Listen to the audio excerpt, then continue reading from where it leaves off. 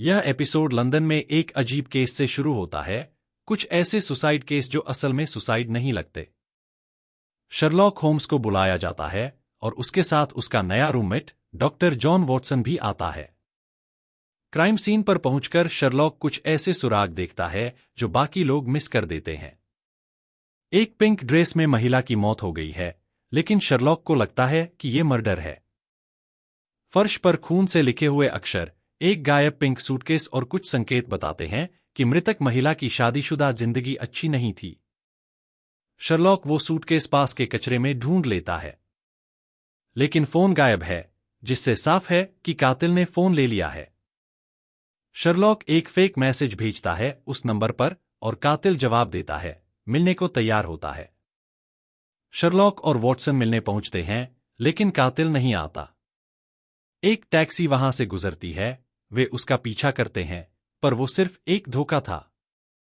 बाद में शर्लॉक को पता चलता है कि रेचल, जो खून से लिखा गया नाम था, वो असल में मृतक की बेटी है। सूटकेस पर लिखे नंबर दरअसल एक ईमेल आईडी थे। शर्लॉक उसे खोलता है और फोन की लोकेशन ट्रैक करता है और पता चलता है कि कातिल उनके घर के बाहर ही है। कातिल असल में वही टैक्सी ड्राइवर है। शर्लॉक टैक्सी में बैठता है और उसे एक बंद स्कूल में ले जाया जाता है। ड्राइवर बताता है कि उसे ब्रेन ट्यूमर है और मरने से पहले उसे पैसे दिए जा रहे हैं लोगों को मारने के लिए, एक गेम के जरिए जिसमें 2 गोलियां होती हैं, एक जहरीली और एक नहीं। शर्लॉक जैसे ही गेम खेलने वाला होता है, वॉटसन समय पर पहुंचकर ड्राइवर को गोली मार देता है। मरने से पहले ड्राइवर एक नाम लेता है, मोरियर्टी, जो इन सबके पीछे है। आखिर में पता चलता है कि दोनों गोलियां जहरीली थीं। ड्राइवर सिर्फ दिमागी खेल खेल रहा था ताकि लोग खुद ही अपनी मौत चुनें।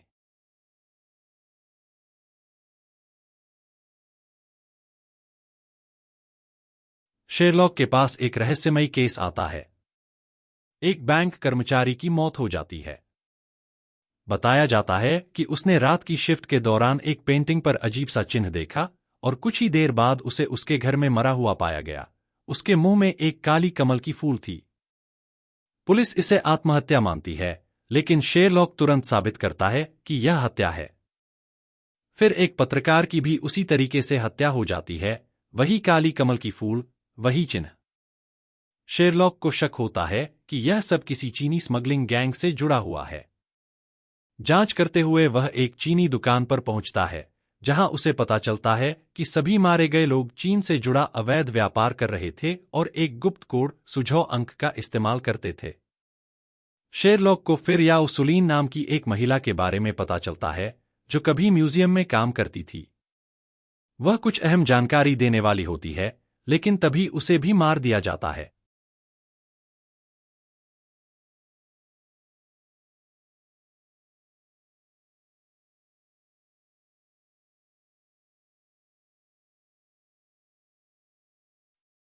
बाद में एक सर्कस शो में शेरलॉक हत्यारे से आमने सामने होता है, जो एक कलाकार के रूप में छिपा होता है।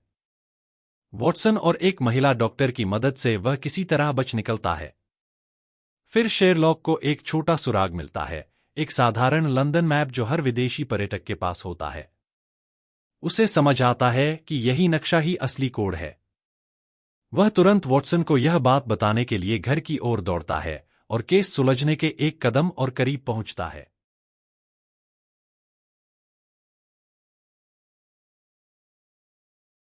लंदन में अगर एक दिन भी मौत न हो, तो शायद शर्लक होम्स बेचैन हो जाए।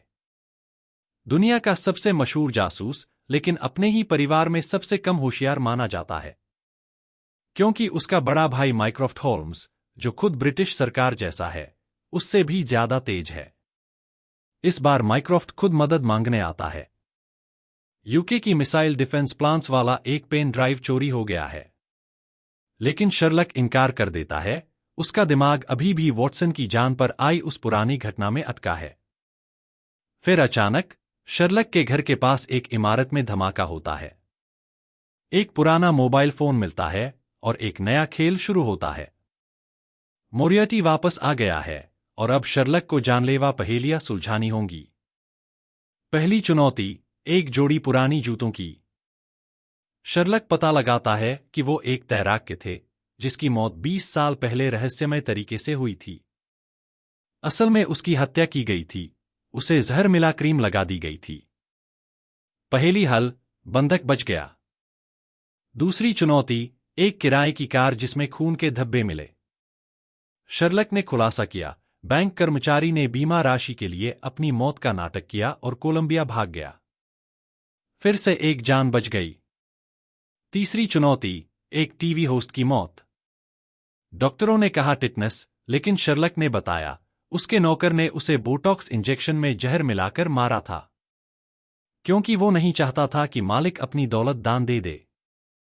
लेकिन जब बंधक ने मोरियर्टी के बारे में बोलने की कोशिश की, उसे गोली मार दी गई। चौथी चुनौती, एक मरा हुआ चौकीदार और नकली पेंटिंग। शर्लक ने साबित किया वो पेंटिंग नकली थी, उसमें एक ऐसा तारा था जो 17वीं शताब्दी में था ही नहीं। चौकीदार ने सच्चाई देख ली थी और मारा गया। अब शर्लक को समझ आता है, असली खेल तो आखिरी में है। वही चोरी हुआ पेन ड्राइव। वॉटसन ने जांच की, चोर मारा जा चुका था और सबसे बड़ा शक शर्लक के भाई पर था। माइक्रॉफ्ट ने आखिरकार कबूल किया, उसने ही पेन ड्राइव चुराया था और एक हादसे में चोर की मौत हो गई। ड्राइव मिल गया। अब शर्लॉक और मोरियर्टी की सीधी भिड़ंत होती है, उसी स्विमिंग पूल में जहां शर्लक पहले एक केस हार चुका था। और अब मोरियर्टी खुद सामने आता है। खेल अभी शुरू हुआ है।